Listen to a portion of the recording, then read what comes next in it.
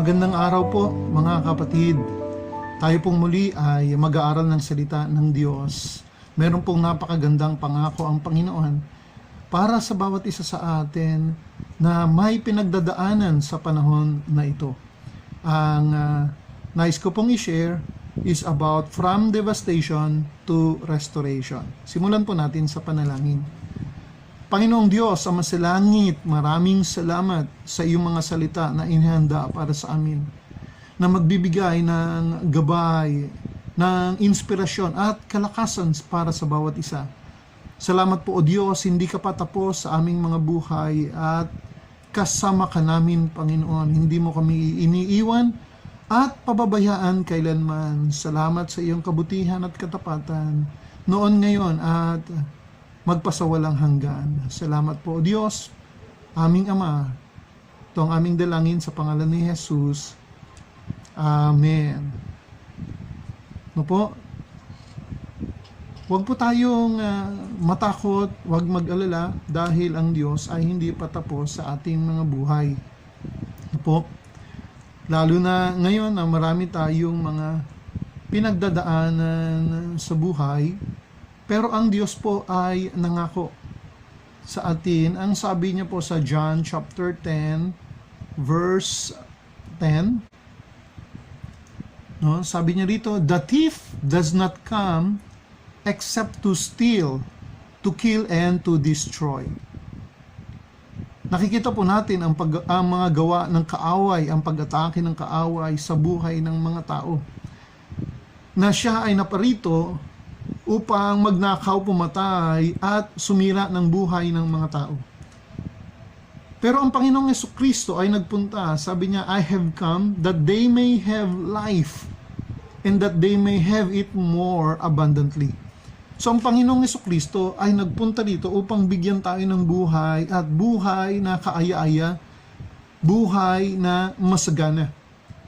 Yan po ang pinlano ng Diyos. At sa panahon natin ngayon, ay maraming buhay na ay nasa kaguluhan at kahirapan at mga kapighatian. We are devastated. Many people are in devastation. No? Ano pong ibig sabihin ng devastation? To cause great damage or harm. Ulitin ko po, yun po ang ibig sabihin ng devastation. To cause great damage or harm. No?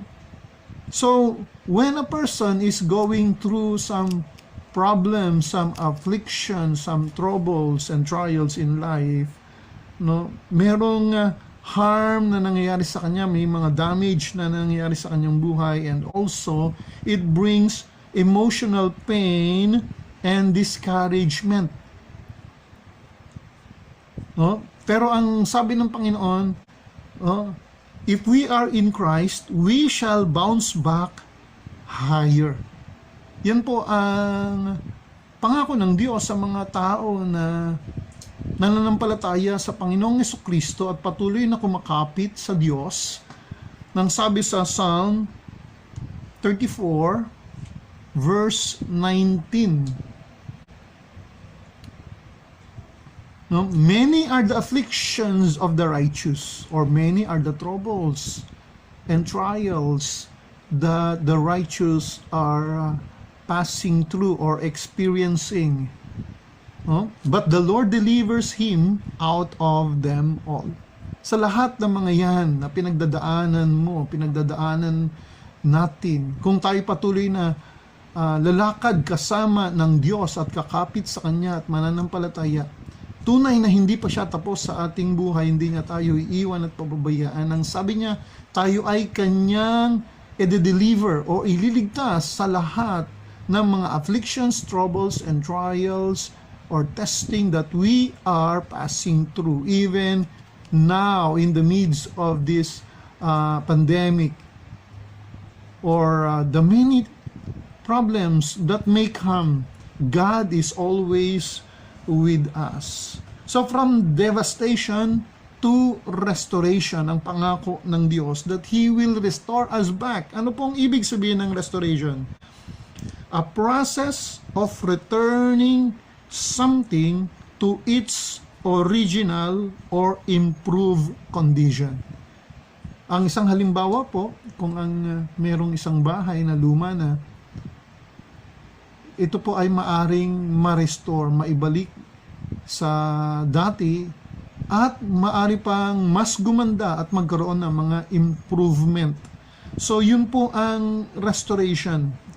No, it is a process of returning something to its original or improved condition. Kagaya po ng pangako ng Diyos sa mga taong nananampalataya sa Kanya o sa bayan ng Diyos, na ang sabi sa Isaiah chapter 35, Isaiah chapter 35 verse 1 to 4. Sabi niya, the wilderness and the wasteland shall be glad for them. Are you in the wilderness or are you experiencing drought in your life? No, sabi niya, the wilderness and the wasteland shall be glad for them, and the desert shall rejoice and blossom as the rose. Verse 2, it shall blossom abundantly and rejoice, even with joy and singing. The glory of Lebanon shall be given to it, the excellence of Carmel and Sharon. They shall see the glory of the Lord, the excellence of our God. Ano po ang context? Ano po yung sinasabi dito sa scripture? About what God will do in our lives. Even sa situation natin ngayon. What are the promise of restoration of those who are in Christ right now?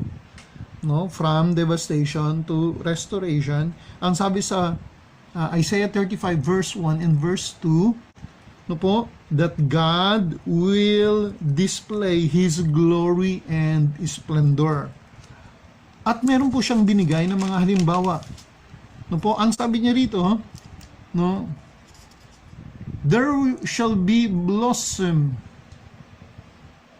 and rejoicing with joy and singing. The glory of Lebanon shall be given to it, the excellence of Carmel and Sharon. So, ibig sabihin, nagbigay ang Diyos ng isang picture of what God will restore back or will do to those who are devastated. Sabi niya rito, yung the glory of Lebanon. Ano po ang meaning ng Lebanon? Meron pong symbolism na sinasabi diyan, at ano po yung tinutukoy ng Panginoon when God says the glory of Lebanon. So, ibig sabihin, yung mountain of Lebanon ay puno po ng mga trees. There are plenty of trees. So, pag tinignan mo ang Lebanon, maraming na puno, at it is green. So, ibig sabihin, it is full of trees, at ano po ang nakikita doon sa Mountain of Lebanon, yung mga cedar trees. Alam niyo po, ang cedar trees are one of the most costly and expensive wood sa buong mundo, at they are strong and dependable. Ito pong mga cedar trees, they are used to build palaces. Ganun din po sa palace ni King Solomon.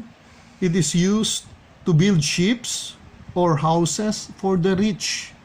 Ito pong mga cedar trees. So it means yung the glory of Lebanon or the mountain of Lebanon, it brings prosperity. Ibig sabihin ay ibabalik muli ng Diyos ang prosperity sa mga tao na devastated by these troubles and problems na pinagdadaanan natin ngayon. Maybe the enemy came and stolen and destroyed your life, but God has a promise of restoration. He will restore blessings or prosperity in your life. He will bless you once again.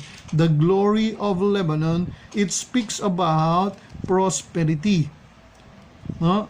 So, God will prosper us once again. What the enemy has stolen, the Lord will return it back to us. No, the glory of Lebanon shall be given to it, the excellence of Carmel. So Carmel, no, yung mountain of Carmel, it means, Carmel, ibig po sabihin ay vineyard of God.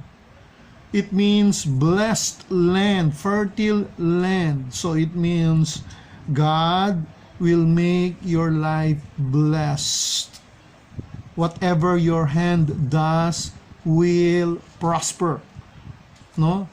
Your life will be like the vineyard of God. Kaya po, i-restore muli ng Panginoon ang glory niya sa buhay mo. His goodness in His life, that you shall become very fruitful and prospered sa bawat gawa ng iyong mga kamay. And also sinabi diyan ay Sharon. Sharon, it means plain. No? At doon po sa plain of Sharon ay marami pong mga flowers ang tumutubo po doon. Alam niyo po, ang Israel ay isa sa pinaka maraming ine-export na mga bulaklak po sa buong mundo.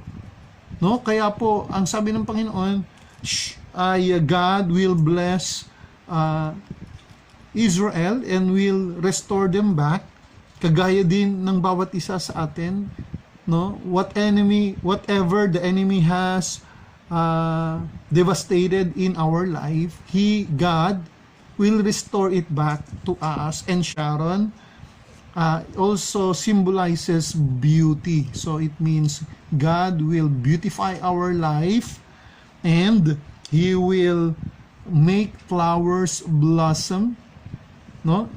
So, papagandahin niya ang buhay po natin. That is what God will do to those who are devastated by the enemy. No? And the process of restoration. Ano po yung sabi ng Diyos na gagawin natin so that restoration shall come in our lives? Po, ang sabi po sa verse 3, strengthen the weak hands and make firm the feeble knees. And verse 4, say to those who are fearful-hearted, be strong and do not fear. Behold, your God will come with vengeance. With the recompense of God, He will come and save you. God will come and save us, no, or deliver us again and again from whatever troubles that awaits us. God is with us. No? Behold, your God will come with a vengeance, with the recompense of God, He will come and save us. No? Pero ang sabi niya sa verse 3 and first sentence ng verse 4, strengthen the weak hands and make firm feeble knees.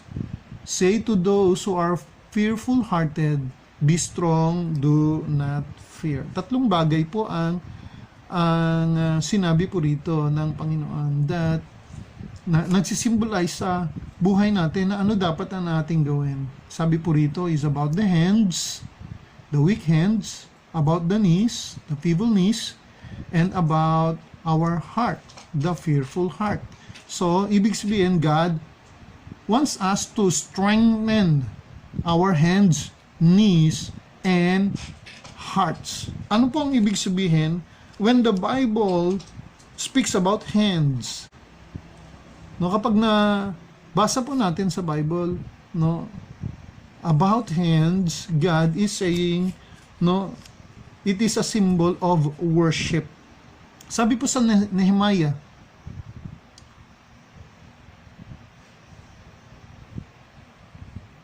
tingnan po natin sa Nehemiah chapter 8 verse 6. Nehemiah chapter 8 verse 6. Hands is describing about worship. Sabi po sa Nehemiah And Ezra blessed the Lord, the great God. Then all the people answered, Amen and Amen, while lifting up their hands. And they bowed their heads and worshiped the Lord with their faces to the ground. So when we say about hands, it describes about our worship to God, ang ating pagsamba sa Diyos. Kaya ang pangako ng Diyos sa atin, no, God will restore us back again. No po? Sabi niya sa strengthen the weak hands. No, nangihinawa ka na ba? Napapagod ka na ba sa iyong paglilingkod sa Diyos, sa iyong pagsamba sa Panginoon? Hindi dapat tayo tumigil, kapatid.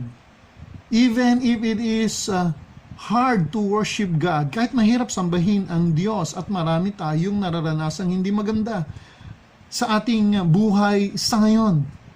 There may be some discomfort or maybe there are uncertainties in the future, no? Pero continue worshiping the Lord.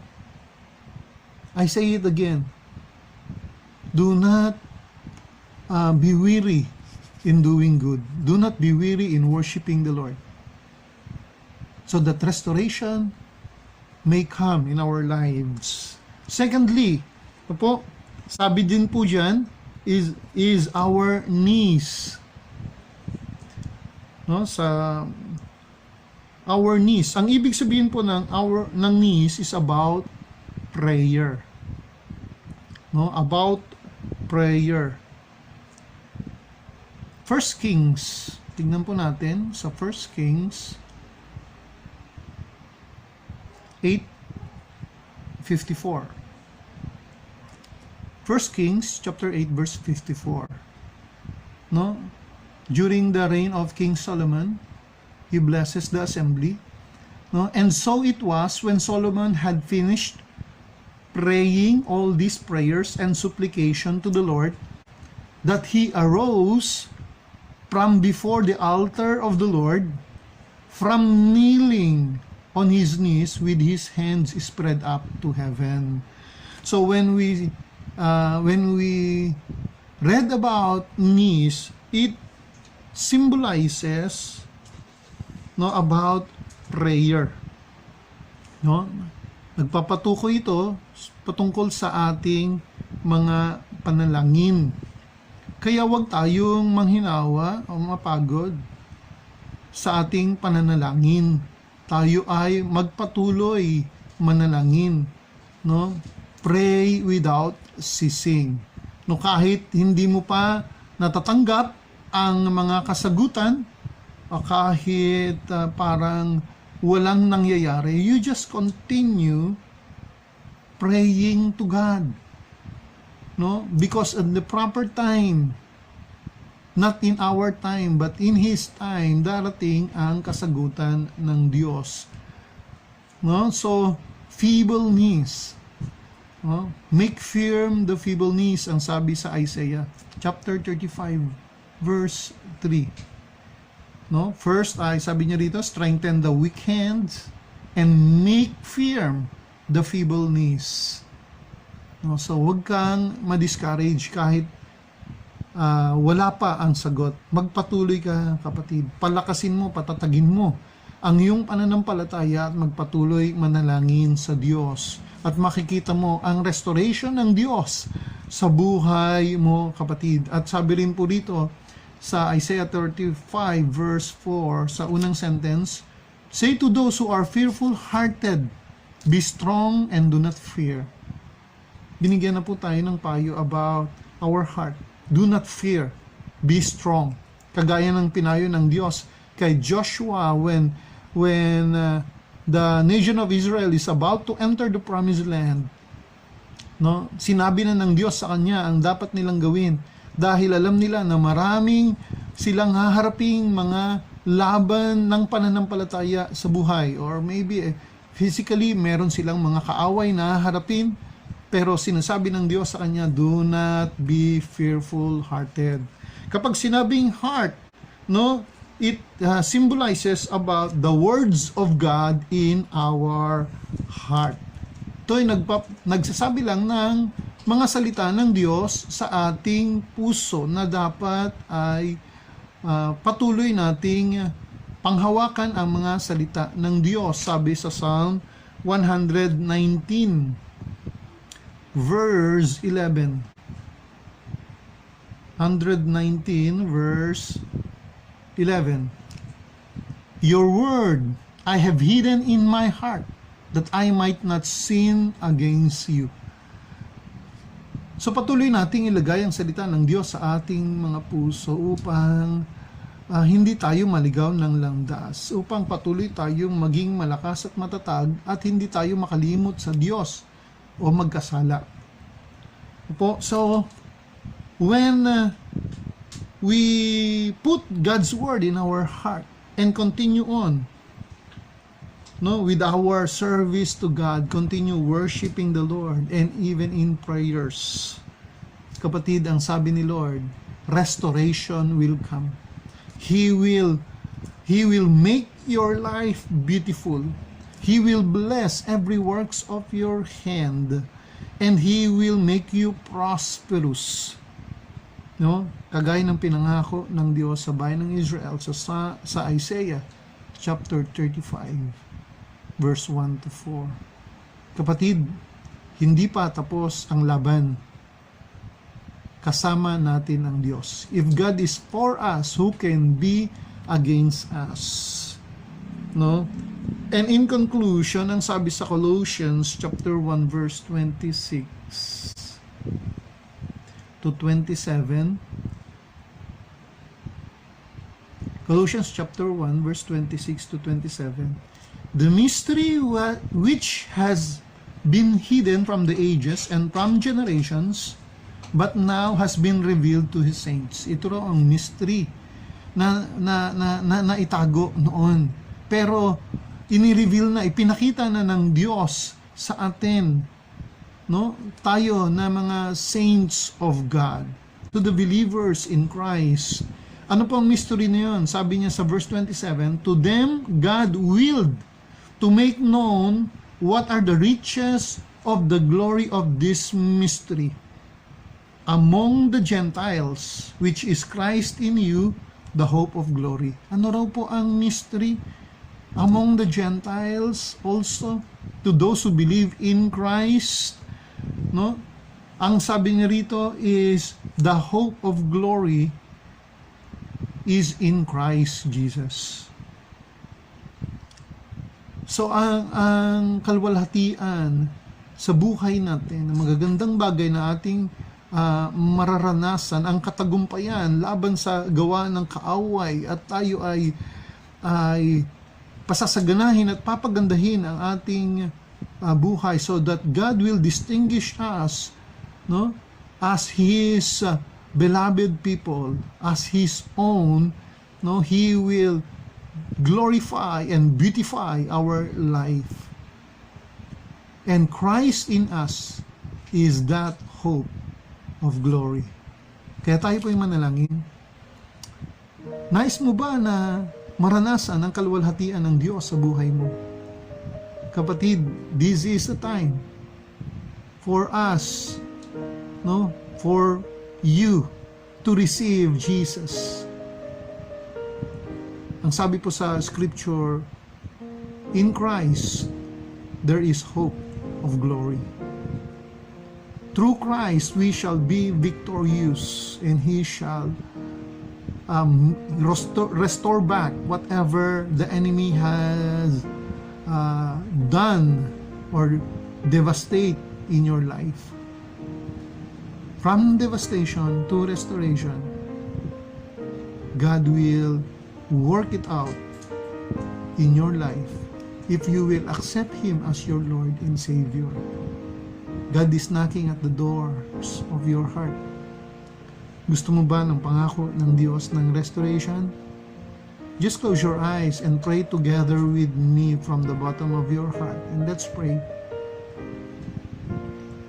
Ama sa langit, ako po ay lumalapit sa iyo humihingi ng tulong, Panginoon, upang muling mapaganda at maibalik sa maayos ang aming buhay, Panginoon. Inaamin ko na ako ay nagkasala. Patawarin mo ako, Panginoon, at tinatanggap ko si Jesus bilang tagapagligtas ng buhay ko. Maghari ka sa puso ko. Sa oras na ito, ako humihingi ng tawad sa lahat ng aking mga pagkukulang at pagkakasala. Ako po'y naniniwala na si Jesus Kristo ay namatay at nabuhay na muli, napako sa krus para sa akin. Tinatanggap ko siya bilang aking Panginoon. Mula sa araw na ito, maghari ka sa buhay ko. Tulungan mo ako, Panginoon. Iligtas mo ako, O Diyos. Ito ang aking panalangin sa iyo, Ama. Sa pangalan ni Jesus. Amen and Amen. Kung ikaw po ay nanalangin mula sa iyong puso, ang sabi po sa Scripture that those who call upon the name of the Lord, they shall be saved. If we confess with our mouth and believe in our heart, then God shall save you.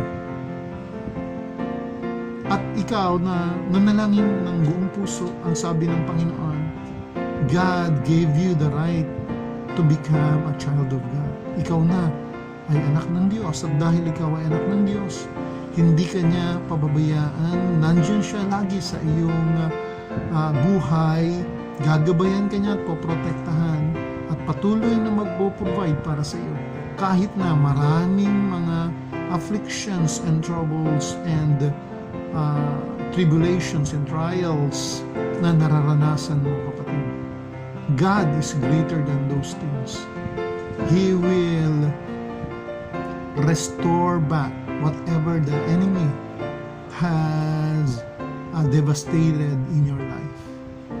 So, just continue on, brother and sister in Christ. God bless you.